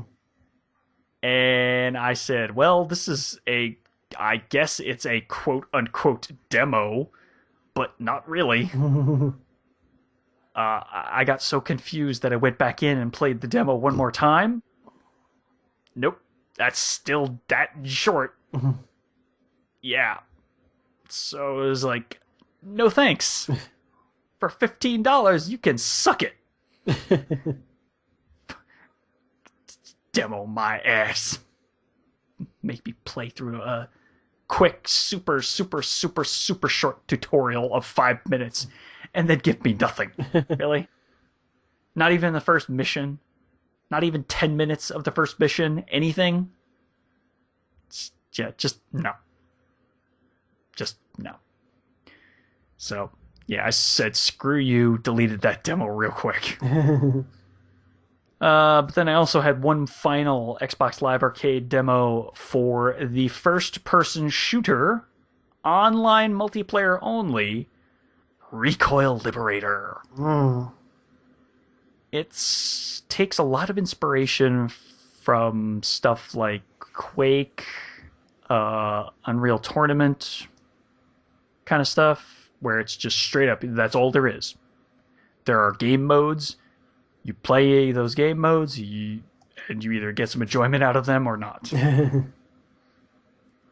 I did really well. I was always positive every single time I played a match. Okay. But the controls feel stiffer than an old man's hand. It just was not fluid. It felt kind of unfinished. It felt very empty because the maps were fairly big. Okay. It just, there was not enough polish, really, unfortunately. Yeah. If the controls had been more polished, I could have forgiven the maps being a little bigger. Yeah. Because they're definitely not Call of Duty Ghost size. Yeah. They're a little more modest in size, but still they're fairly big and a little more convoluted in some areas than should have been. But a game like that lives or dies by the controls. And unfortunately, they were not holding up to snuff. Yeah. Because every time you aim down sights, your speed increases like 10 times faster than when you're not aiming down sights. So your control just shoots across the screen. It's ridiculous. Mm-hmm. But then when you're not aiming down sights, you move just a little bit slower, at least when you're moving your reticle around, and it actually feels a little more natural. So maybe if they had reversed that, so that, like standard Call of Duty or Battlefield style, you're moving a little slower when you're aiming down sights, that would have maybe made a little bit of a difference. Unfortunately, yeah, it was sort of bland looking, on top of the fact that the controls just really not up to stuff. Right. So, yeah. Good to say, nope, on that one. Yeah, I also played a few games with Scott on that one as well. Yeah, he hopped into my game, and he kind of pretty much agreed with exactly everything I said, so... Yeah. That tells you it wasn't just me. Yeah. It was definitely something with the game. But, yeah. There you go. That's all the demos. And then we'll loop back to my final full 360 game that I started playing all on video from start to finish. Well, on start to part 10 so far. Was Dark Souls. Yeah. I don't know how many times I've died, but oh man. Yeah, I've died a lot. You know, that's kind of what you do in that game. Yeah, but the thing is, I also got lost about 2 episodes ago. And I finally looked up where to go. I never would have figured that out on my own. I never, ever in a million years would have thought to go back to the area that it told me to go back to. Because there's apparently a locked door that I missed on the bridge with the dragon. Okay. Yeah, so that's kind of... I never would have thought to go back there because I was like, oh, I'm not strong enough to even think about taking this dragon on because he kills me with 1 hit. So why would I think to go back there? But apparently just before you get to the dragon, there's a door there. Like, how the hell would I have ever figured that out? So, yeah. Next part, you'll see me get to run around and find that door. But yeah, I'm actually enjoying myself, even though I'm having a tough run of it. That game is actually really, really good. For as difficult as it is, it's really well balanced. I've also had some really weird glitches happen too. I don't know how this happens all the time, but it seems to happen constantly in retail games. I found some glitches. Of course you did. Well, I actually just uploaded the video today of me finding a few problems. I don't know what is up with these weird white circles that appear. But yeah, I've run into a bunch of different little white circles that are dotted around the map in different spots. And they don't seem to be like mishing textures or anything as far as I could tell. I don't know what they are. I'm not sure if they're supposed to be like some kind of guiding light or something, or if they really are just some random glitch. I have no idea. There's so much random stuff with this game. Like there's the one of the best series out there on YouTube or game trailers where this comes from is the one where they try to go back and discover for some current games, but mostly older games. Well, can General Leo survive in Final Fantasy VI?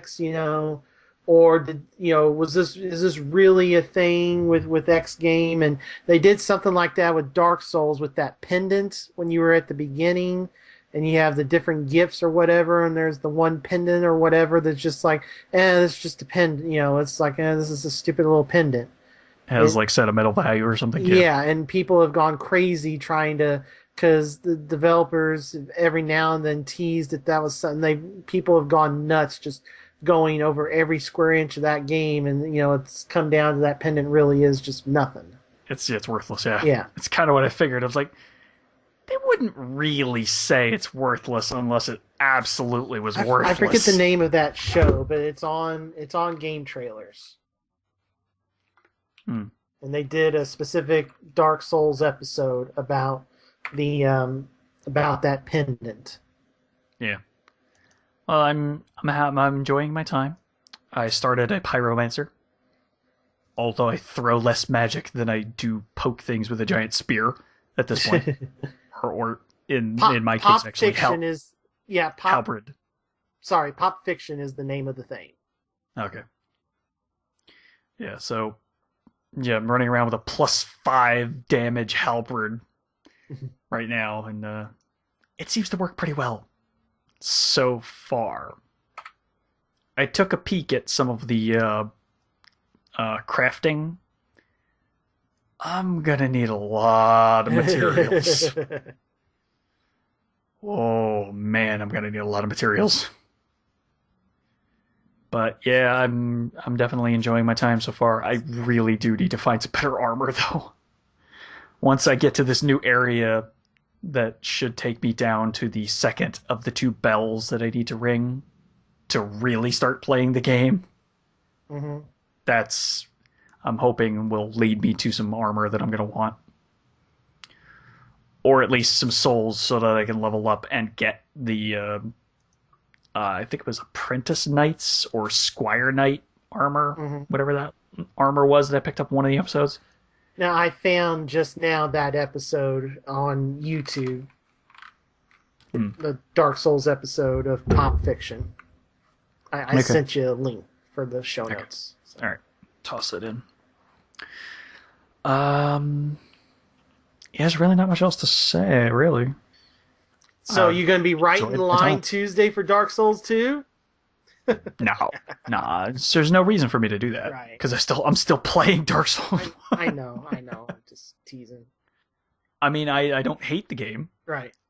So, so far it's been very fair. Every time I've died, it's because I screwed the hell up badly. A lot of times it's just because I haven't blocked, or because I thought my recovery time would be faster than it actually was from an attack.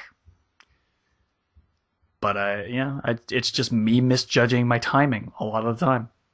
That seems to just be what gets me killed. But yeah, I'm recording those episodes and throwing them up on YouTube. Yep. And having fun doing it.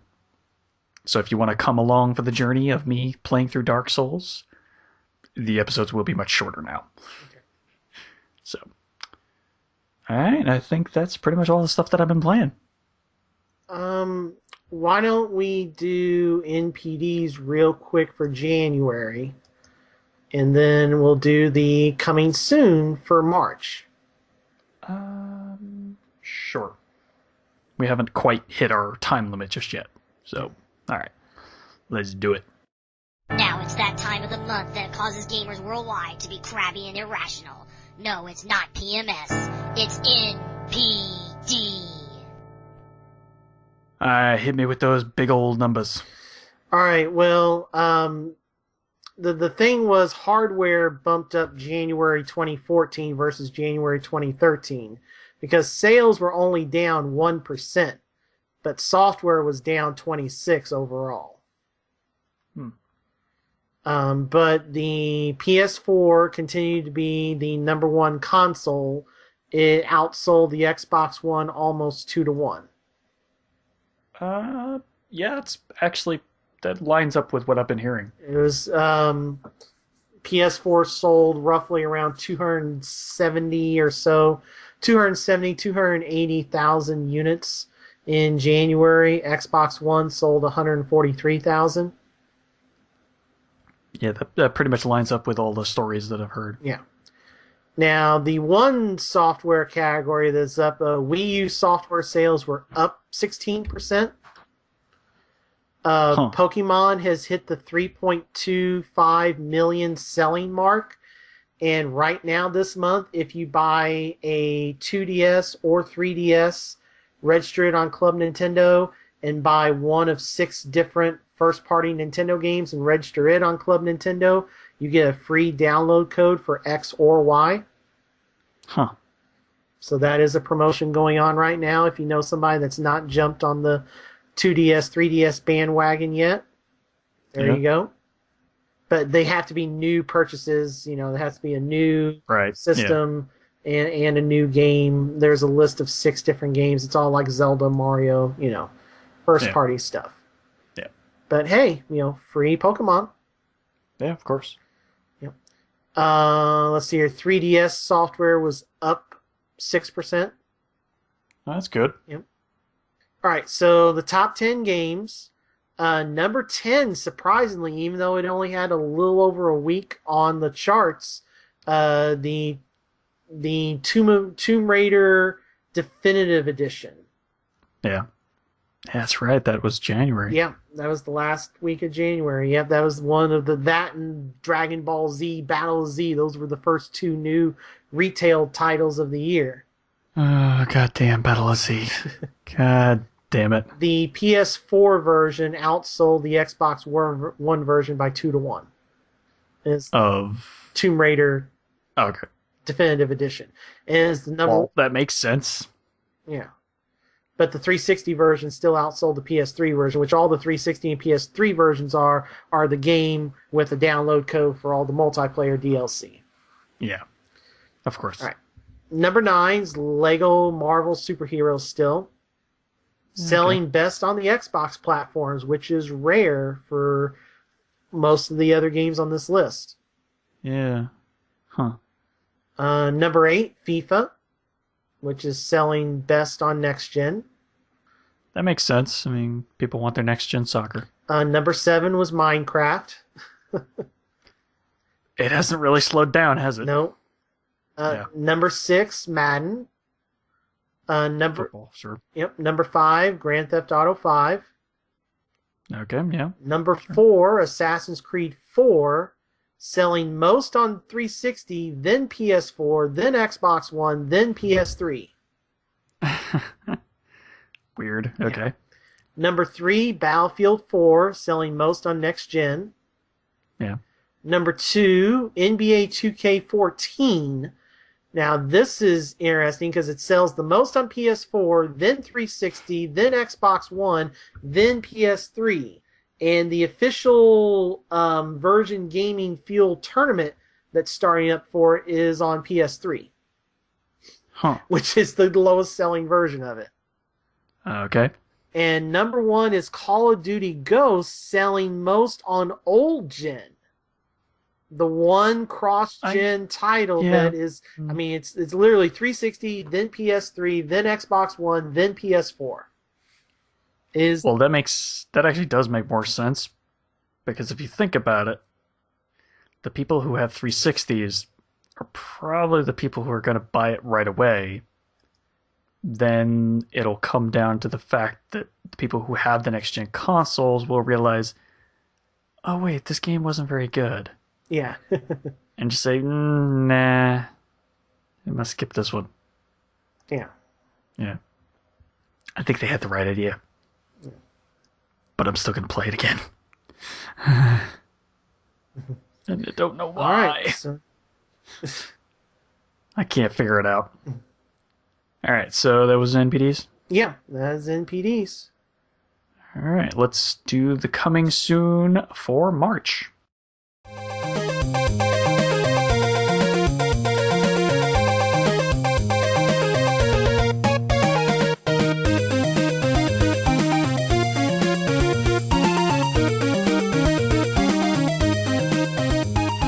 right, what games are coming soon?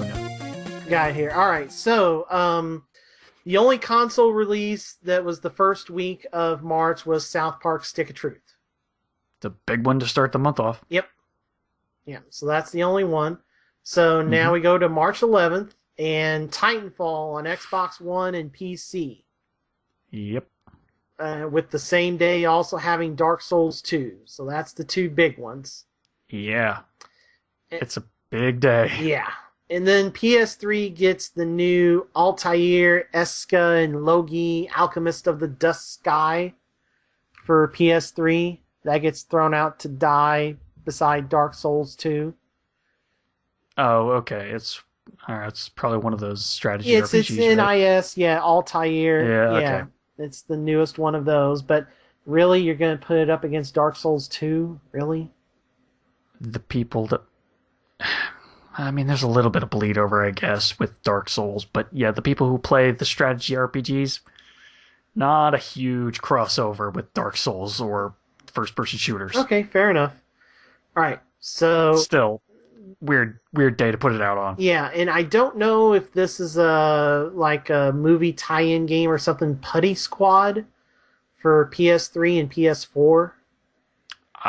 Never heard of it, so Okay. wouldn't know. All right. Now, moving to the 18th, pretty heavy week, you have Metal Gear Solid 5 Ground Zeroes for all platforms. Yeah. Along with Final Fantasy X 10-2 HD for PS3. Then you have Yaiba Ninja Gaiden Z for PS3 and 360. God, that game looks just bizarre as all hell. Yeah. And then on the 21st, Friday the 21st, you get Infamous Second Son. Yeah. All right, so moving on to the 25th, gets you Titanfall on the 360. Mm-hmm. And then just a whole bunch of stuff thrown in to make it out before the end of March. You have Dynasty Warriors 8 Extreme Legends for PS3 and PS4. Well, I mean, they had to add an extreme and a legend. Well, what that is, that's the version with all the DLC, I think. If or something like that. Probably. Yeah, but they always do an Extreme Legends on Sony platforms, but that version never comes to the Xbox platform, which is just well, weird. I mean, considering how bad the performance was on the last Xbox version, Right. I don't think it's a huge problem. Right. All right, so then you have a BlazBlue Chrono Phantasma for PS3. And that's, I want to say that's the sequel? The true sequel? There's been people... Those Right. were all like updates Yeah, to the people original gripe game about kind of Capcom. That game's worse than anything Street thing. Fighter. Yeah. I gave up after I the first one. think, Yeah. I'm not sure, but I think this is the first sequel. Yeah, whatever. Full sequel. All right, But no clue. Deception 4 Blood Ties for PS3, JRPG. Mm-hmm. The Witch and the 100 Knight for PS3. That's another NIS game. And then Rambo the video game, which is apparently, this is like the light gun game that's going around in the arcades, is actually coming out on disc for PS3. If this was ever in arcades, somebody should be smacked in the face. Okay, I thought that's what... Because there is a Rambo... No, there is a Rambo game that's in arcades, and it's kind of alright. Yeah. It's not great, but it's alright. This Because is- it's a straight-up light gun game. Right. This game is not exactly very good in any way. Okay. All right, but that's coming out on PS3 on disc for some reason. Yeah. All right. Also, I think they took their voice samples from a microphone hooked up to a TV speaker, putting out the video from the movie. All right, so moving on to the handhelds. First week, there was nothing. Okay. Absolutely nothing. March 11th, gets you Putty Squad for the Vita. Yeah, I don't know. And then Friday, along with a Yoshi 3DS XL, is Yoshi's New Island. Yeah, there you go. That's a big game. Yep. I will never play it, but it's a big game. Yep. March 18th, you have the Final Fantasy 10-2 HD collection for Vita. Mhm. I remember that it's 10 on cart with 10-2 as a download. Yeah. Then on the 25th, you get Dynasty Warriors 8 Extreme Legends for Vita, straight port to Vita. And then Deception 4 Blood Ties is also on Vita. And then Cut the Rope Triple Threat, for some reason, is on 3DS. It's a collection of the three Cut the Rope games. Yeah, I understand that, but yeah. Well, I mean, Vita has touchscreen, right? No, it was 3DS. That's 3D. Oh, well, you could use the stylus, so that makes sense. Yeah. Well, it's just they're going to charge like $30 for that, where those games are all like $1 or $2 each on the phone. Yeah, something like that. Yeah, it's basically the Angry Birds thing. Yeah. I can understand if it was like $10 for all three. Yeah. No, those things are like 30 or so starting out, or 40 or whatever. So yeah. 15 at the most? Yeah. I think would be the absolute most. Yeah. But yeah, anything more than $15 would be just too much. Okay. All right, that's it. All right. I'd say that's a show. Yep. Because, wow. Yep, we definitely went for a while. I don't think we started until... We didn't start right away, but we did go for at least a good 2 hours-ish. Yep. So, yeah, don't forget to subscribe to the show on iTunes, through the Zune Marketplace, if that still even exists, or through the RSS feed on our website and Facebook page. Like the Facebook page while you're there. Yeah. Or Spotify on iTunes? Is it? Or is it... What's the thing on smartphone? Stitcher. Stitcher. Stitcher Radio. Stitcher Radio. Sorry. Okay, Stitcher Radio. Yeah. Get my S's mixed up. Yeah, no, that's fine. Would you like to figure out how to put the show on Spotify? Yeah. Because I'd be okay with that. Okay. Stitcher Radio. That's what I was trying to think of. Yeah. On the Twitters, I'm at MSU Hitman, and I will also monitor the at Checkmate Arcade. Yes, and he lets me know when something happens. Yep. Also, if you want to check me out on Twitter, at DarkBossMan. So I think that takes care of all the housekeeping at the end of the show. Yep. Yeah. All right. So maybe next episode I won't have like 20 games to talk about all at the same time. Maybe. Who knows? I probably will. But I have been in desperate need of a haircut because I look like a mountain man right now. My name is Stephen Boss, the Dark Boss Man. And I hope I don't get stomach flu again anytime soon. I'm MSU Hitman Jason Billingsley. And nobody wants that. Yeah. Nobody wants that stuff. All right. And we will see you on live, PSN, and maybe even on the net. Peace out, everybody.